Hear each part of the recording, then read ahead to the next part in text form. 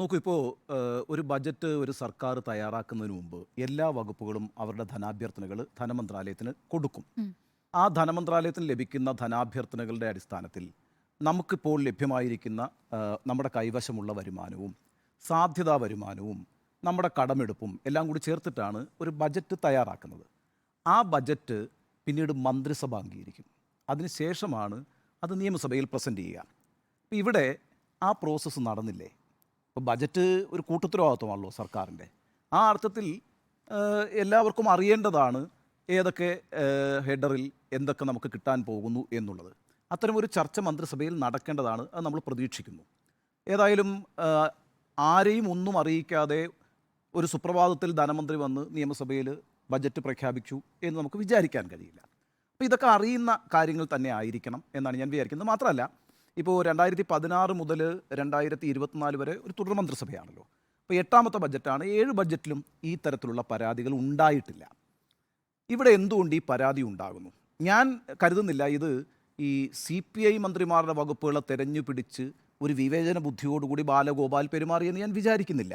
കാരണം നേരത്തെ സ്മൃതിയും അരുണും സുജയൊക്കെ സൂചിപ്പിച്ചതുപോലെ ഒരു മന്ത്രിസഭ കൂട്ടുത്തരവാദിത്വമായിരിക്കുന്നു.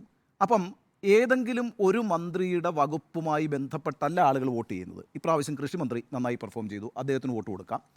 സ്പോർട്സ് മന്ത്രി നന്നായി പെർഫോം ചെയ്തില്ല, അദ്ദേഹത്തിന് വോട്ട് കൊടുക്കുന്നില്ല. അങ്ങനെ ഒരു തീരുമാനമല്ലല്ലോ ജനങ്ങളെടുക്കുന്നത്. ജനങ്ങളെടുക്കുന്നത് ഒരു മന്ത്രിസഭയുടെ ആകെ പെർഫോമൻസ് വെച്ചുകൊണ്ടാണ്. അപ്പോൾ സ്വാഭാവികമായും ഏതെങ്കിലും ഒരു പാർട്ടിയുടെ വകുപ്പുകളോട് പ്രത്യേകമായൊരു വിവേചനം കാണിക്കാനായിട്ട് മുഖ്യമന്ത്രിയോ അല്ലെങ്കിൽ മറ്റു മന്ത്രിമാരോ തീരുമാനിക്കുമെന്ന് ഞാൻ വിചാരിക്കുന്നില്ല.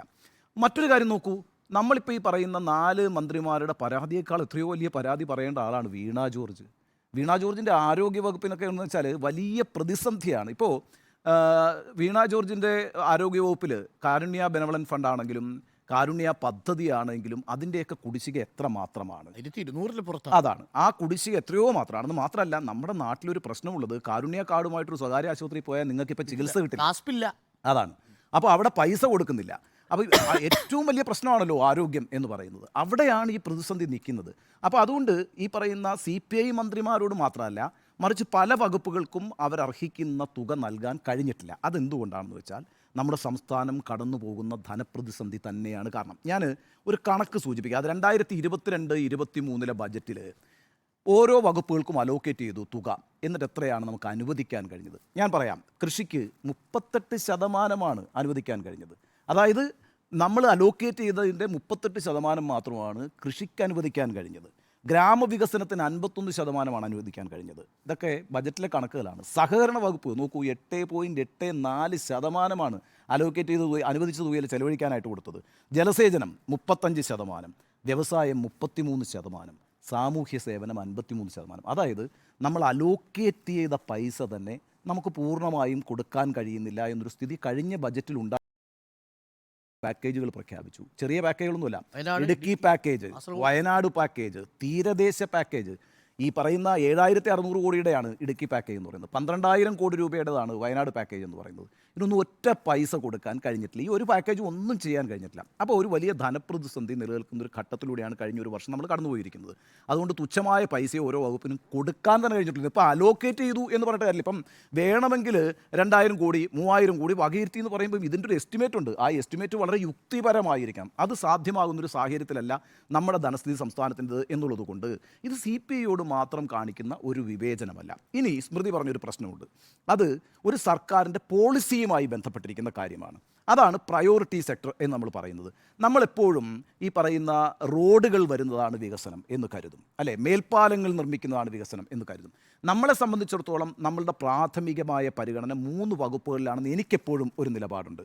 അത് കൃഷിയാണ്, 2 ഭക്ഷ്യ പൊതുവിതരണമാണ്, 3 ആരോഗ്യമാണ്. ഈ 3 വകുപ്പുകളെ എങ്ങനെയാണ് പ്രയോറിറ്റൈസ് ചെയ്യേണ്ടത് എന്നുള്ളത് ഒരു നയപരമായ തീരുമാനമുണ്ട്. ഒരു സർക്കാർ എടുക്കേണ്ട നയപരമായ തീരുമാനമാണ്. അപ്പോൾ അവിടെ നമ്മൾ ആ ഒരു പ്രയോറിറ്റൈസേഷൻ കൊടുക്കുന്നുണ്ടോ എന്നുള്ളത്. ഇപ്പോൾ അരുണേ, നമ്മുടെ ഈ 1980 നടന്ന തിരഞ്ഞെടുപ്പിനെ കുറിച്ച് ഇന്ദിരാഗാന്ധി വിളിച്ചിരിക്കുന്നത് അറിയാം, ഒനിയൻ ഇലക്ഷൻ എന്നാണ്. 1980, അതായത് 77 അടിയന്തരാവസ്ഥയ്ക്ക് ശേഷം മൊറാർജി ദേശായി ഗവൺമെൻറ് വരുന്നു. അതിനുശേഷം നടക്കുന്ന 80 തിരഞ്ഞെടുപ്പിൽ ഒനിയൻ ഇലക്ഷൻ എന്നാണ് ഇന്ദിരാഗാന്ധി പറഞ്ഞത്. എന്താ കാര്യം എന്നറിയാമോ? രാജ്യത്ത് മുഴുവൻ ഉള്ളിയുടെ വില വർദ്ധിച്ച സംഭവമാണ്. ആ ഒറ്റ കാരണം കൊണ്ട് ഒരു സർക്കാർ തോൽക്കുകയാണ്, ദേശീയ സർക്കാർ. ഇത് മാത്രമല്ല, 98 ഞാൻ ഡൽഹിയിലുണ്ട്. 1998 4 സർക്കാരാണ് പോയത്. ഒനിയൻ വില, ഈ ഉള്ളിയുടെ വില.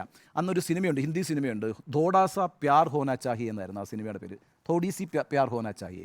അന്ന് ഹിന്ദുസ്ഥാൻ ടൈംസിൻ്റെ ഒരു ടൈറ്റിൽ എനിക്കിപ്പോഴും ഓർമ്മയുണ്ട്. പ്യാജ് എന്നാ പറയുക ഉള്ളിക്ക്, ഇവിടെ പ്യാറിന് പകരം തോടാസ പ്യാജ് ഹോനാ ചായി എന്ന് പറഞ്ഞിട്ടാണ് പിന്നെ ഇത് ടൈറ്റിൽ ഇടുന്നത്. അതായത് ഉള്ളി ഉണ്ടായിരുന്നെങ്കിൽ തോക്കില്ലായിരുന്നു. അപ്പോൾ ഇത് വലിയ പ്രശ്നമാണ്. മനുഷ്യരുമായിട്ട് നേരിട്ട് ബന്ധപ്പെട്ട് നിൽക്കുന്ന ഈ വകുപ്പുകളെ, അവരുടെ പ്രശ്നങ്ങളെ എപ്പോഴും പ്രയോറിറ്റൈസ് ചെയ്യാനായിട്ട് ഒരു പോളിസി ഡിസിഷനാണ് വേണ്ടത്. നിങ്ങളൊക്കെ ചൂണ്ടിക്കാണിച്ചത് വളരെ ശരിയായിട്ടുള്ള കാര്യമാണ്. ഈ തർക്കം തുടങ്ങിയത് ഇപ്പോൾ കഴിഞ്ഞ ഓണക്കാലത്ത് എനിക്ക് ഓർമ്മയുണ്ട്. കഴിഞ്ഞ ഓണക്കാലത്ത് ആ ഓണം കടന്ന് കിട്ടാൻ വേണ്ടിയിട്ട് സപ്ലൈകോ ആവശ്യപ്പെട്ട 750 കോടിയാണ്. അനുവദിച്ച എത്ര കോടിയാണെന്നറിയോ? 100 കോടി രൂപ. അതുകൊണ്ടാണ് നമ്മൾ ഈ പറഞ്ഞ ഓണക്കാലത്ത് ഈ പല വിഭവങ്ങളും പിന്നെ ഇല്ലായിരുന്നു, സപ്ലൈകോയിൽ ഇല്ലായിരുന്നു. ക്രിസ്മസ് ചന്ത ഉണ്ടായിരുന്നില്ല. അപ്പോൾ ആ ഒരു ധനപ്രതിസന്ധി ഉണ്ട്. അത് ഈ പറയുന്ന 4 മന്ത്രിമാരുടെ 4 വകുപ്പുകളുമായി ബന്ധപ്പെട്ട് നിൽക്കുന്ന ഒരു പ്രശ്നമേ അല്ല. അതിനേക്കാൾ കൂടുതൽ പ്രതിസന്ധി മറ്റു പല വകുപ്പുകൾക്കുമുണ്ട്. പക്ഷേ അത് അവരാരും പറയാതിരിക്കുന്നത് ഈ പറയുന്ന സാഹചര്യത്തെ ബോധ്യപ്പെട്ടുകൊണ്ടാണ്. ആ സാഹചര്യത്തെക്കുറിച്ചുള്ളൊരു ബോധ്യം നിശ്ചയമായും CPI മന്ത്രിമാർക്കുണ്ടാകണം. നിങ്ങൾ കൂടി അറിഞ്ഞുകൊണ്ടുള്ളൊരു ബജറ്റായിരിക്കണം ഒരു ധനമന്ത്രി അവതരിപ്പിക്കുന്നത്. ഇനിയിപ്പോൾ ബജറ്റിൻ്റെ ചർച്ചയിൽ വേണമെങ്കിൽ കൂടുതൽ പൈസ ആവശ്യപ്പെടുകയും ബാറുപോലെ അതൊരു വഴി ഉണ്ടാക്കുകയൊക്കെ ചെയ്യാം. പക്ഷേ ഞാൻ ഇതിനെ ഗൗരവതരമായി കാണുന്നു. നിശ്ചയമായും ആ ഗൗരവതരമായി കാണുന്നത് എങ്ങനെയാണ്? സംസ്ഥാനത്തിൻ്റെ ധനസ്ഥിതിയുമായി ബന്ധപ്പെട്ട് ഈ പറയുന്ന കൃഷി, ഭക്ഷ്യ പൊതുവിതരണം എന്നീ വകുപ്പുകൾക്ക് കിട്ടാതെ പോകുന്ന, അല്ലെങ്കിൽ ആവശ്യത്തിന് വേണ്ടിയിരുന്ന പണം കൊടുക്കാതെ പോകുന്നൊരു സാഹചര്യത്തെ വളരെ ആശങ്കയോടുകൂടി നമ്മൾ നോക്കിക്കാണണം. അതൊരു എന്താ പറയുക, അത് ഇന്നത്തെ നമ്മുടെ ധനസ്ഥിതിയുമായി ബന്ധപ്പെട്ട് രൂപപ്പെട്ടിരിക്കുന്ന ഒരു പ്രതിസന്ധിയാണ്. അത് CPIയെയോ CPI മന്ത്രിമാരെയോ തെരഞ്ഞുപിടിച്ച് വിവേചനപൂർണ്ണമായി ചെയ്തിട്ടുള്ള ഒരു കാര്യമാണെന്ന് ഞാൻ വിചാരിക്കുന്നില്ല. അപ്പോഴും പരാതി ന്യായമാണ്, ഒറ്റ കാരണം കൊണ്ട്. എന്താണ്? നേരത്തെ പറഞ്ഞതുപോലെ ഒരു പ്രയോറിറ്റി ഫിക്സേഷൻ ഇതിനകത്ത് ആവശ്യമായിരുന്നു. കൃഷിക്കും ഭക്ഷ്യ പൊതുവിതരണത്തിനും നിശ്ചയമായും ഒരു മുൻതൂക്കം കൊടുക്കേണ്ടിയിരുന്നു.